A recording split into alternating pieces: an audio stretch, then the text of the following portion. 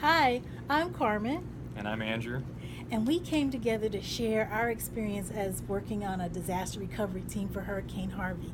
We just wanted to share what we went through, what it was like, and since it was my first time, My first time too. we thought we'd share it with you. All right, I am honored and privileged to get to share this moment with Carmen of NuWaters. I've known her for a few years through just purchasing goods from here, and which, if you don't know, it's on Elgin and Emancipation, and it's amazing cooperatively owned grocery store. Um, so she asked me to come speak, and I'm honored to get to do that. So a few weeks ago, actually at the very beginning of Hurricane Harvey, we started West Street Recovery.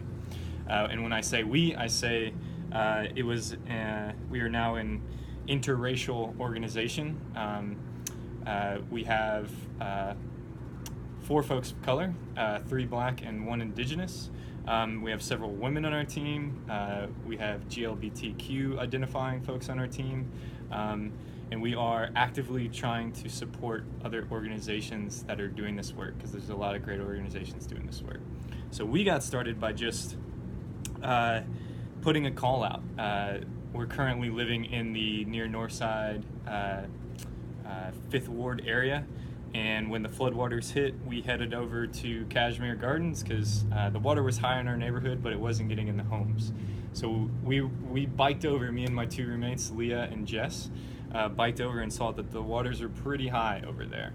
And it turns out there was a bayou there that had overflowed. So I posted to Facebook, said, hey, we have a boat and a truck. Is there anywhere we need to go? My friend Kavanaugh Noezi reposted this, and before I knew it, we were getting direct requests saying, my grandmother is at this address, can you take a boat?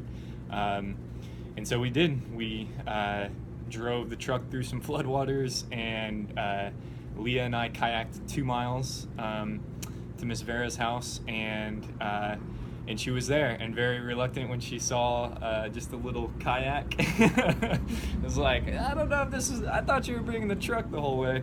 But we couldn't get the truck there because we're in 3 to 4 feet of water.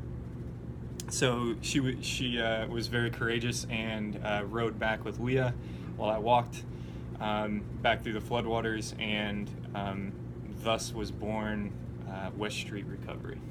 How cool. So since then, we, within a few days, we increased our number of boats and trucks. A group from Austin sent down a lot of good supplies and extra hands, and then other people in Houston were coming through our West Street house and going out into the community.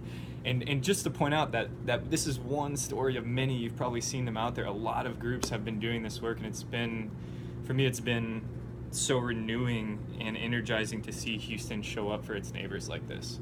So we focused our effort on black and brown communities, underserved communities, the Mesa Tidwell area, Kashmir Gardens, Beaumont Highway, which we've seen other groups out there, National Black United Front, BLM Houston, BLM HTX, so many great folks doing this work out there. So as with a lot of organizations, we started in rescues, then we moved into food, serving prepared meals directly out there, and then there was a need for, now we're going back into our homes, we need non-perishable food. So then we thought, well, with all the funds that are coming into the city right now, and they're projecting millions and billions of dollars, can we not use that as an economic lever in these communities, right? It's one thing to just hand a bottle of bleach or hand someone some canned goods. It's another thing to be supporting the businesses that have already existed in those communities. Cox Hardware, NuWaters Co-op. So we contacted Carmen.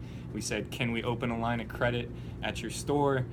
She said, I haven't done a line of credit before, but I think we could do it. And then we started sending cooks and people to come through and purchase products, and Carmen has been incredible to work with us on that project, and I'll let her speak a little bit about that. And this was really new for me because this was the first time that the co-op went through a real disaster. And so our doors were open. We wanted to make sure that we had food available for the community, and it was important. So when all the other stores were closed, we were here. and we were able to kind of like keep that that light, that like a lighthouse. We were here and available, and it made a difference in the community. So when the disaster recovery team came through, I was like, yeah, we could do this. You know, I've never done it before, but I'm sure we can make it all happen. And we did. And it worked out really wonderful. And so we were able to supply them with staple items, cleaning supplies, whatever was needed. We just kind of rolled with this whole event. And it's been incredible. Again, Carmen's like, just let us know what you need, and she will go and do specific pickups to make sure the supplies are here in the morning. That's it. And we got specific cleaning supplies, different bleaches, and you got all kinds of cleanup material that was really interesting. And then the food as well. I mean, now we've been working with Rosie, who you need to look her up on Facebook. She's doing amazing work. Rosie Soto, and she came by, I think, already to pick up produce. She's like, I'm getting plenty of staple goods, but I need fresh produce. And I'm like, you got to talk to Carmen at NuWaters. She can get whatever you need. It was wonderful to have a community effort that supplied both food and disaster recovery. And to know they had boats and they were going into waterlocked communities and getting food, and then in the aftermath getting cleaning supplies to people who really needed it. That was important. And so I was like, wow, we have to tell this story because no one can tell it like we can. And it was an amazing feeling and an amazing experience. And I'm, for one, glad that we had a chance to work together.